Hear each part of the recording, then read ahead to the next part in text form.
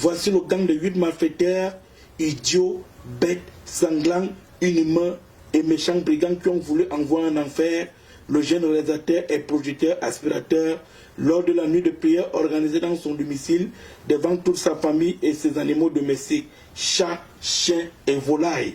Ils sont tous des alias, alias Sore Love, alias Esekemebang, alias Mayen Moyap, alias Zezemot, alias Ngolege et alias Ngulzamba. Ils se prenaient pour des dieux, aujourd'hui sont des satans. Voici en image l'homme à terre de braquage.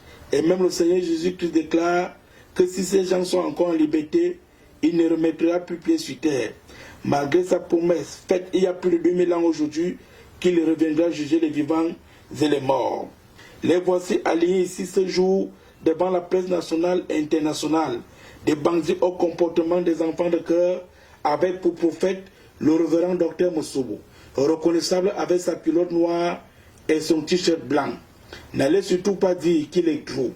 À travers ces images, les instruments qu'il utilise avec sa soutane pour faire subir des chemins de croix et des neuvaines douloureuses à ses victimes.